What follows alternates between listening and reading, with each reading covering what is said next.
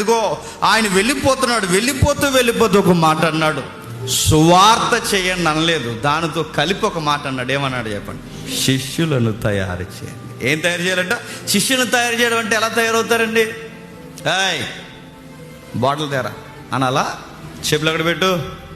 ఇండియాలో మన మూలాల్లో గురువులకి శిష్యులకు ఉండే విధానం ఇది, కానీ మన మధ్య అది లేదు. క్రిస్టియానిటీలో మన చెప్పులు మోయించి, మన వాటర్ బాటిల్ మోయించి, మన బైబిల్ మోయించి, ఒకవేళ వయసు అయిపోతే పెద్ద ఆయనకి తప్పులేదేమో, కానీ మనకు అన్ని కాళ్ళు చేతులు బాగున్నప్పుడు మన చుట్టూ ఉన్న వాళ్ళని నేను అడుగుతున్నాను, శిష్యులను తయారు చేస్తున్నావా, బానిసలను తయారు చేస్తున్నావు?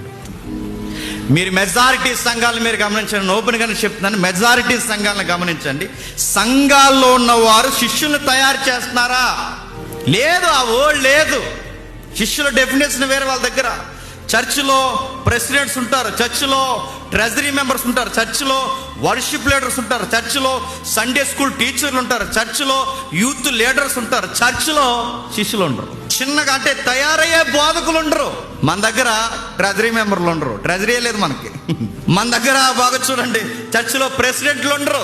మన చర్చిలో వ్యవహారాలు ఏమి లేవు. మన చర్చిలో ఎవరు ఉంటారంటే మొదటి వర్తమానికులు ఉంటారు. చెప్పండి, ముఖ్యమైన వర్తమానికులు ఉంటారు, వర్తమానికులు ఉంటారు ఇక్కడ.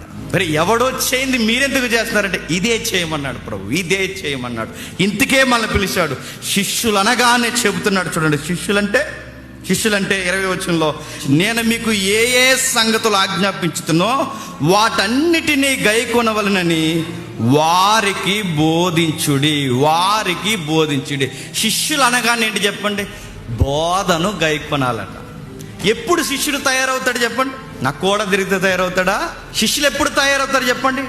ఇంటర్నేషనల్ స్పీకర్ల చుట్టూ తిరిగితే తయారవుతారా? శిష్యుడు ఎప్పుడు తయారవుతాడు చెప్పనా?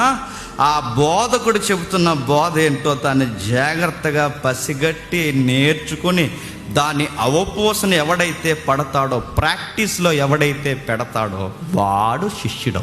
బోధన గైకున్నవాడు శిష్యుడు అవుతాడు. నాకు మెసేజ్ ఎవరు ఏంటంటే నీకు ఎవరు, నీకు ఎందుకు ఇస్తారు?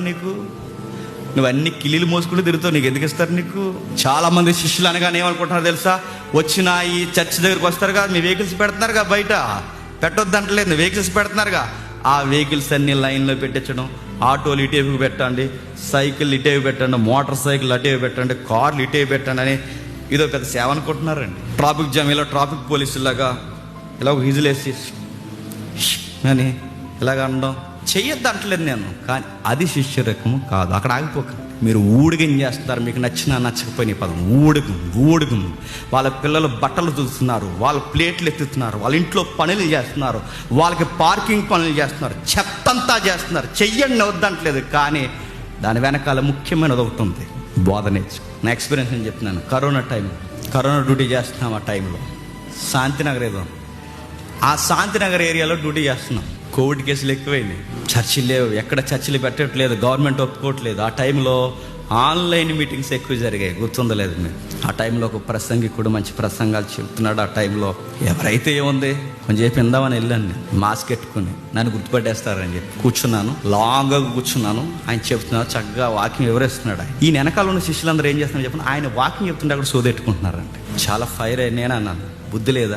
గడ్డి తింటున్నారా? అన్నం తింటున్నారా? గడ్డి తింటున్నారు. మీ గురువుగారు అక్కడ వాకింగ్ చెప్తున్నప్పుడు బుద్ధి లేదని మీకు అని అడిగాను. థ్యాంక్ ఇలా ఎర్రగా చూశారు. అందులో ఒకడు గుర్తట్టేశాడు, ఆయన జేమ్స్ అని. మారు మాట ఎత్తలేదు ఆ రోజు నేను ఎత్తాను. మీరు ఏం నేర్చుకుంటున్నారు ఇక్కడ నాకు తెలియదు, కానీ ఆయన వాక్యం వివరిస్తున్నప్పుడు మీరే నేర్చుకోకపోతే ఆయన ఎంతకాలం ఉంటాడని అడిగాను. నేను మళ్ళీ చెప్తున్నాను, శిష్యరికం అంటే తెలియాలి. తెలియకపోతే మీరు సైకిల్ స్టాండ్లో పని చేయడమే శిష్యరికం అనుకుంటున్నారు, ఆటో లైన్లో పెట్టించడమే శిష్యరికం అనుకుంటున్నారు, బరకాలేసి అక్కడతో ఆగిపోవడమే శిష్యరికం అనుకుంటున్నారు, ఈ పనులు చేయడమే శిష్యరికం అనుకుంటున్నారు.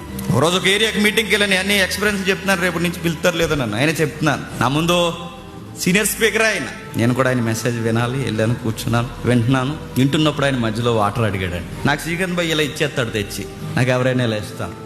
ఆ గురువు గాలి శిష్యుడు ఎలా తెచ్చాడో చెప్పిన, అలా మెట్ల మీద మోకాళ్ళ మీద నడుచుకుని వచ్చి, పేరు అడగండి, యంగ్ స్పీకర్ నేను చెప్తున్నాను, మరి అలా మోకాళ్ళ మీద ఇలా వచ్చి ఎంత సాత్వికంగా మాట్లాడతాడో యూట్యూబ్లో. ఇలా వచ్చి ఆ అబ్బాయి అండి ఇలా ఇచ్చాడండి వాటర్ బాటిల్, ఇలా తాగేసిన తర్వాత బాటిల్ అలా పెట్టారు, మళ్ళీ బాటిల్ అలా దించాడు, కిందకి తలదించుకున్నాడు, అలా మోకాళ్ళ మీద వెళ్ళి అవాక్ అయిపోయారు. ఏంట్రా ఇది ఏంటి అని అడిగితే వాళ్ళు చెప్తున్నారు నాకు చెవిలో, శిష్యరకం అన్నారు. ఏంటంట శిష్యరకమా? తర్వాత ఆయన డయాస్ దిగాడు, ఆయన షూస్ అక్కడ తెచ్చారు, అక్కడెక్కడో పెట్టాడు, ఆ షూస్ తెచ్చి అక్కడ పెట్టారు. ఆ షూస్ ఆయన తొడుక్కుంటుంటే ఆయన కాలుకి తగిలిస్తున్నారు. ఏంటిది అని అడిగితే శిష్యరకం.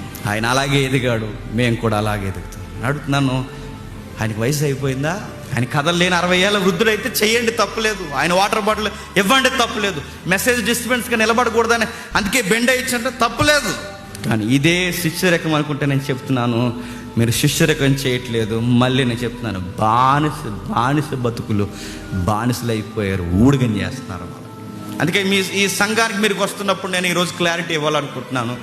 మీరు దయచేసి మాకు ఎవరికి ఏం చేయొద్దు. ఏమైనా ప్రేమ చూపిస్తే ప్రేమ చూపించండి, కానీ మా కంగారు పడిపోయి నా చెప్పులు మీరు తెచ్చేస్తే నాకు కంగారు అయిపోయి నాకు కాల్ జబ్బు పోయి వచ్చేస్తుంది ఏదో ఒక రోజు. నేను సీరియస్ చెప్తున్నాను. నేను అవి బాగోవు దేవుని దృష్టికి. చేసిన దాఖలాలు ఉన్నాయి బైబిల్లో. నేను చెయ్యొద్దు అంటే చేయండి. చేసిన దాఖలాలు ఉన్నాయి బైబిల్లో. ఎలీసా టైంలో దేశమంతా యుద్ధం మారుమోగిపోతుంది. అపోజిషన్ దగ్గరలో దిగారు. ఆ పొలిమేర్లమ్మ దగ్గర నుంచి వాళ్ళకి ఇన్ఫర్మేషన్ పంపిస్తున్నారు, నేడు కల్లా మీరు మాకు యుద్ధానికి వచ్చిన సరైన ఇన్ఫర్మేషన్ మాకు ఇవ్వకపోతే అయిపోతారు మీరు అని చెప్పారు. ఇప్పుడు టెన్షన్ వీళ్ళకి, రాజులకి, సొంత రాజులకి, గెలుస్తామా గెలవమా, యుద్ధానికి వెళ్ళాలా వెళ్ళకూడదా, రేపు ఏం జరుగుద్ది యుద్ధంలో రిజల్ట్ మనకు తెలియాలంటే దీర్ఘదర్శి కావాలి. దీర్ఘదర్శి అంటే ప్రవక్త కావాలి. ప్రవక్తలు ఎవరున్నారు? అప్పటికి ఏలియా గారు చనిపోయారు. ఎవరున్నారంటే అప్పుడు ఏలియా గారు శిష్యుడు ఉన్నారు. ఎవరు చెప్పండి? ఎలీసా.